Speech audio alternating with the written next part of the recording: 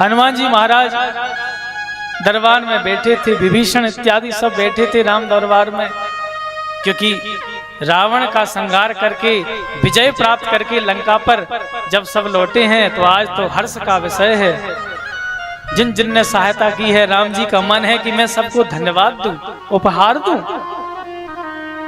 विभीषण से कहा कि जाओ तो मैं लंका का राज्य देता हूं। सुग्रीव से कहा जाओ तो मैं किष्किंधा का राज्य देता हूं।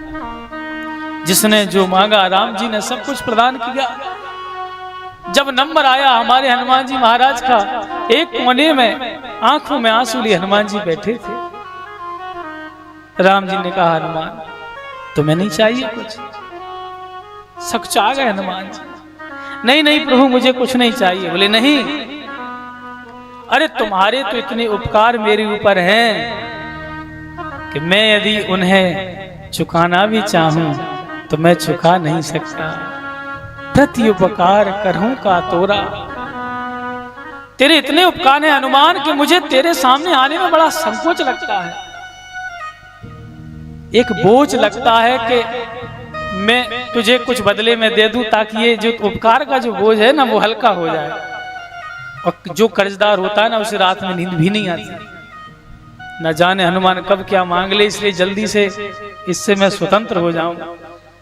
प्रति उपकार करहूं का तोरा, सन्मुख होई न सकत मन मोरा। जब ज्यादा आग्रह किया तो हनुमान जी महाराज स्थान से खड़े हो गए, आंखों में आंसू भर लिए। कहा राम जी आपने सबको एक एक पद दिया है, किसी को लंका का पद दिया है, किसी को किष्किंधा का पद दिया है। जब मेरे उपकार बहुत हैं तो एक पद से मेरा काम चलने वाला नहीं है। कितने चाहिए? तो हनुमान जी ने कहा मुझे 2 पद चाहिए। अरे मांगो, कौन सा राज चाहिए? अरे मथुरा का राज चाहिए, कहां का राज चाहिए, बता जल्दी बोलिए। हनुमान जी महाराज उठे, दौड़े और सीधे जाकर के भगवान श्री रघुवीर के चरण कमलों में जाकर के बैठ गए और दोनों हाथ राम जी के पैरों पर रख दिए कि चरणों को पद कहा जाता है, तो मुझे और कोई पद नहीं, आप इन दोनों पद को दे दीजिए और बदले में कुछ नहीं चाहिए। बोलो हनुमान जी महाराज की जय। राम जी महाराज की आंखों से आंसू झलक आए, दौड़ करके हनुमान जी को कंठ से लगा लिया।